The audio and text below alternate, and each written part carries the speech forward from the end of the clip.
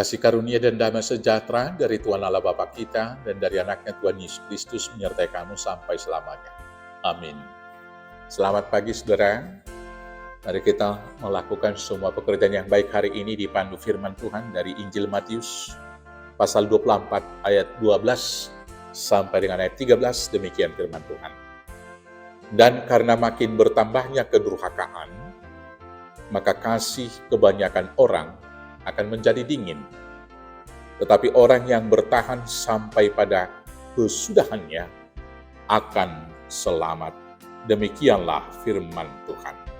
Saudara-saudaraku yang terkasih dalam Yesus Kristus, hidup kita terakhir ini ditandai dengan tanda-tanda zaman.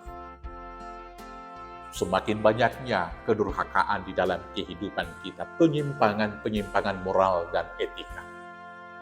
Kita melihat ada orang tua atau ayah yang tega membunuh anaknya. Tetapi ada juga anak yang tega juga membunuh ayahnya.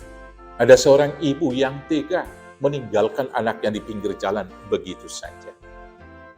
Ada seorang anak yang menuntut orang tuanya yang tua renta hanya karena hak waris rumah tempat tinggalnya. Demikian juga saudara-saudaraku penyimpangan-penyimpangan seksual. Demikian juga semakin bertambahnya perceraian di sana-sini. Dan yang terakhir kita melihat secara global di dalam dunia, timbulnya peperangan antara Ukraina dan Rusia yang belum berkesudahan sampai sekarang. Tiba-tiba kita dikejutkan, dikagetkan oleh serangan Hamas pada tanggal 7 Oktober kemarin yang dibalas dengan begitu ganas oleh orang Israel, yang menyebabkan ribuan telah korban nyawa. Saudara-saudaraku, sebagian orang merasa itu seperti biasa saja. Seperti tidak ada ketakutan, tidak ada kengerian, dan tidak ada kesedihan tentang peperangan di sana-sini. Orang-orang sekarang semakin biasa melihat penyimpangan-penyimpangan etika moral tersebut. Maka kejahatan semakin bertambah. Maka hidup kita sekarang ditandai semakin egoisnya orang, tidak peduli lagi satu dengan yang lain. Kemudian kita melihat juga tanda-tanda zaman. Kalau ada orang yang meninggal itu sendiri, atau kaum kerabatnya hanya menangis sebentar saja, kesedihannya tidak lagi seperti 20 atau 25 tahun yang lalu. Di mana orang yang telah ditinggalkan keluarganya masih terus menangis dengan tangisan yang histeris. Apakah ini tanda-tanda kasih sudah semakin dingin?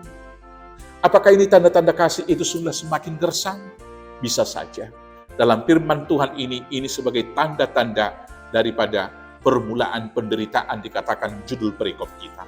Di ayat 3 dikatakan begini, ketika Yesus duduk di atas bukit Zaitun, datanglah murid-muridnya kepadanya yang bercakap-cakap sendirian dengan dia, kata mereka, katakanlah kepada kami, bila manakah itu akan terjadi dan apakah tanda kedatanganmu dan tanda kesudahan dunia? Jawabnya di ayat 4 demikian, waspadalah supaya jangan ada yang menyesatkan kamu. Sebab banyak orang akan datang dengan memakai namaku dan berkata, akulah Mesias. Dan mereka akan menyesatkan banyak orang. Kamu akan mendengar deru perang atau kabar-kabar tentang perang. Dan ini sudah kita dengarkan, sudah dimulai. Namun berawas-awaslah, jangan kamu gelisah. Sebab semuanya itu harus terjadi, tetapi belum kesudahannya.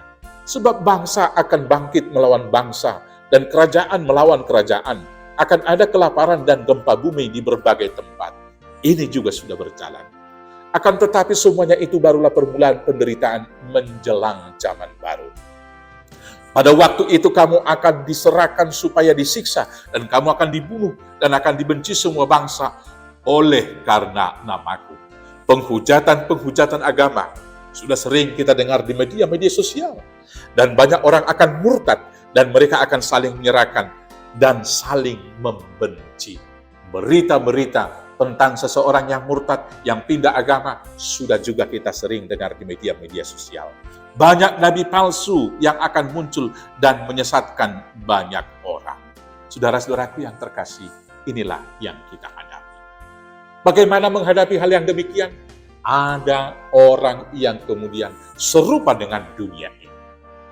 Tetapi orang-orang percaya harus berbeda dengan dunia. Dan itulah kemudian pertandingan kita yang terus-menerus, supaya kita jangan terbawa arus. Maka kita harus senantiasa hidup di dalam akar iman kita kepada Kristus Yesus. Walau semua dunia tidak percaya lagi kepada Kristus, tapi kita harus mengatakan, kita harus bertahan untuk mempercayainya. Karena dikatakan di ayat 13, tetapi orang yang bertahan sampai kesudahannya akan selamat. Maka apa yang kita pertahankan, saudara-saudaraku? Karena begitu besar kasih Allah akan dunia ini, Dia memberikan anaknya yang tunggal. Kasih harus senantiasa kita pertahankan.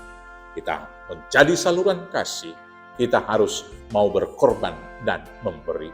Pengampunan, itulah yang dilakukan oleh Tuhan Yesus.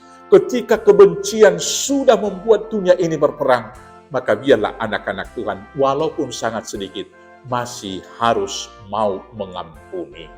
Dan selanjutnya, dalam hal ini, pengorbanan, mari kita mau berkorban. Biarlah kita dihujat dan dihina, tapi jangan pernah balas hinaan dan hujatan itu. Biarlah Tuhan yang berperang dan kita diam saja. Biarlah dunia semakin jauh dari cinta kasih, tapi kita bertahanlah. Setialah sampai mati, maka Tuhan akan menganugerahkan mahkota kehidupan kepadamu. Tuhan Yesus memberkati. Amin. Kita bersatu dalam doa. Terima kasih Bapa yang baik, biarlah firman-Mu meneguhkan iman kami, sampai Maranatha Tuhan datang. Dan sembari menanti-nanti itu, dalam hidup sekarang, ajar kami untuk setia melakukan tindakan cinta kasih dan pengampunan yang daripada-Mu, supaya kami tetap menjadi saluran berkat di dalam Yesus Kristus Tuhan Juru Selamat kami yang hidup. Amin. Selamat beraktivitas, Tuhan Yesus memberkati. Horas, horas, horas.